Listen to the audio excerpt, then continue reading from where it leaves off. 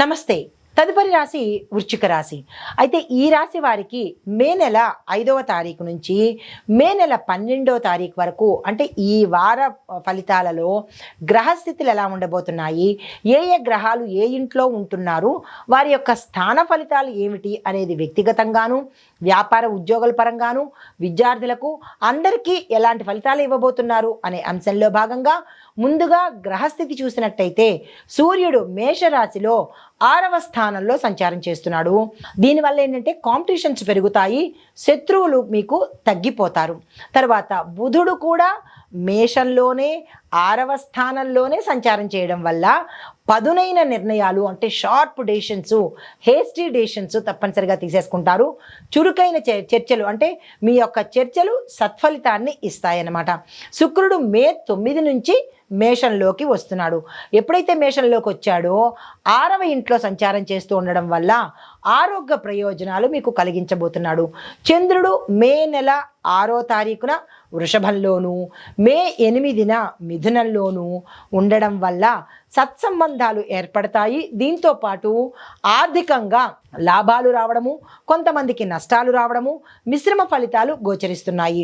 గురువు వృషభంలో 7వ ఇంట సంచారం చేయడం వల్ల దాంపత్య జీవితము, భాగస్వామ్య జీవితము ఇక్కడ రెండు ఉంటాయి. వ్యాపారంలో పార్ట్నర్షిప్, కుటుంబంలో పార్ట్నర్సు ఇద్దరూ కూడా సక్సెస్ అవుతారు. శని, కుజు, రాహులు వీళ్ళు ముగ్గురు కూడా మీనరాశిలో 5వ స్థానంలో ఉండడం వల్ల సంతానము, చదువు, ప్రేమ వ్యవహారాల్లో తీవ్రమైన స్ట్రెస్సు, ఒత్తిడి, ఆందోళన చాలా ఎక్కువగా గోచరిస్తోంది. దానికి సంబంధించిన జాగ్రత్తలు తీసుకోండి. కేతువు కన్యా రాశిలో 11వ ఇంట్లో ఉండడం వల్ల కోరికలు, గమ్యాల మీద, అంటే మీ కోరికలకు హద్దుండదు, మీరు వెళ్ళే మార్గానికి హద్దుండదు, కంట్రోల్ చేసుకునే ప్రయత్నం తప్పనిసరిగా చేసుకోండి.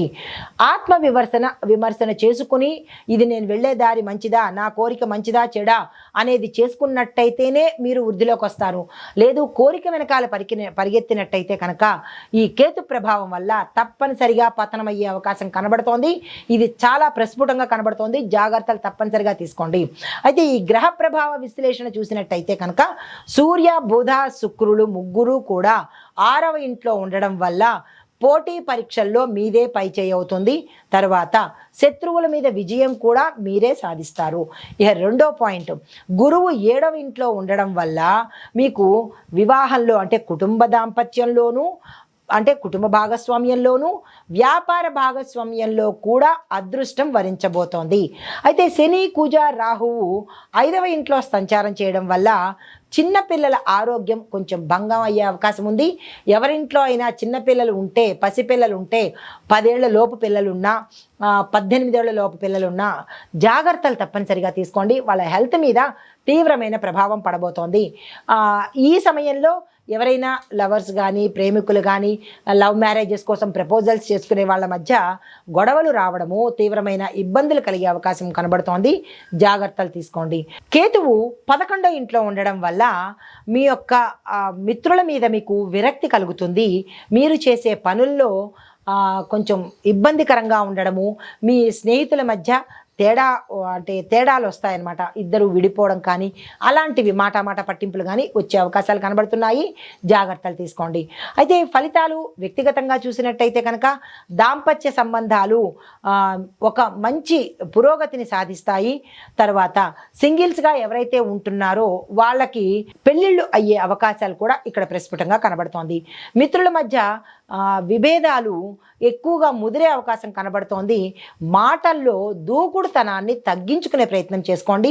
ఫ్రెండ్షిప్ని బలపరుచుకునే ప్రయత్నం చేసుకోండి. ఆరోగ్యం పట్ల చూసుకున్నట్టయితే 6వ ఇల్లు బలంగా ఉండడం వల్ల మీరు ఆరోగ్యం మీద దృష్టి పెడతారు. శుక్రుడు ఆరోగ్య సంబంధిత లాభాలను మే 9 నుంచి ఇస్తాడు. అనగా 5, 6, 7, 8 వరకు మీరు అనారోగ్యంతో బాధపడతారు. 9 నుంచి కాస్త రిలీఫ్ అనేది ఇస్తున్నాడు. చిన్నపిల్లల ఆరోగ్యం పట్ల ఏ సమయంలో జాగ్రత్తలు తీసుకోవాలంటే కనుక మే నెల 6, 7, 8, 9 ఈ 4 రోజులు ఎవరింట్లో చిన్నపిల్లలు ఉన్నారో వాళ్ళు జాగ్రత్తలు తీసుకోండి, కనిపెట్టుకుని ఉండండి. అయితే ఆర్థిక పరంగా చూసినట్టయితే అప్పుల నుంచి విముక్తి కలుగుతుంది. కొత్త అప్పుల కోసం ఈ ట్రైల్ అయితే చేయకండి. సహజంగా వచ్చే ఆదాయంతో పాటు నడిపించుకునే ప్రయత్నం చేసుకోండి. మిత్రుల ద్వారా మీకు ఆదాయ మార్గాలు పెరిగే అవకాశం కూడా కనబడుతోంది. ఇంకా ఉద్యోగస్తులకు వ్యాపారస్తులకు చూసుకున్నట్టయితే కనుక పదోన్నతులు వచ్చే అవకాశం కనబడుతోంది. పోటీ ఎక్కువ అవుతుంది. ఒకే పదవికి 2-3 పోటీకి వస్తారు.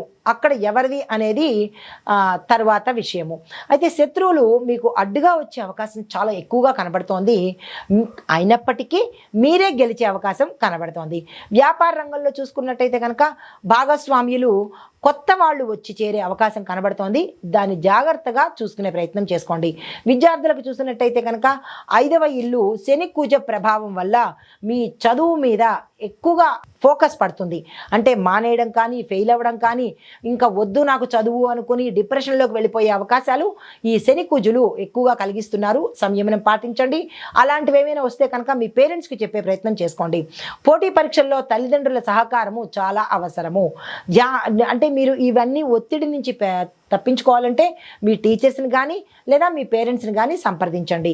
అయితే ఓవరాల్గా చెప్పదగిన పరిహారాలు మంగళవారం రోజు అంగారకుడి పూజ చేసుకోవడం కానీ, అంగారక మంత్రాలు చదువుకోవడం కానీ, ఆలయ దర్శనం కానీ చేసి కుజుడికి సంబంధించిన శాంతి చేయించుకున్నట్టయితే కొంత ఫలితాలు మంచి వస్తాయి. అయితే గురువారం రోజు తప్పనిసరిగా గురు సంబంధిత ఆలయాలను సందర్శించండి. గురు దృష్టి ఎక్కువగా పెంచుకునే ప్రయత్నం చేసుకోండి. అయితే శివలింగానికి అభిషేకం చేయించుకుంటే కొంత సానుకూలమైన ఫలితాలు కనబడుతున్నాయి. 5వ తారీఖు నుంచి ఎక్కువగా మీకు సమస్యలు వచ్చే అవకాశం కనబడుతోంది కాబట్టి వాటికి కొంత ఉపశమనం కలుగుతుంది. శివాభిషేకం తప్పనిసరిగా చేయించుకోండి. ఇవి వార ఫలితాలలో గోచార రీత్యా ఫలితాలు, పరిహారాలు, సూచనలు. నమస్తే.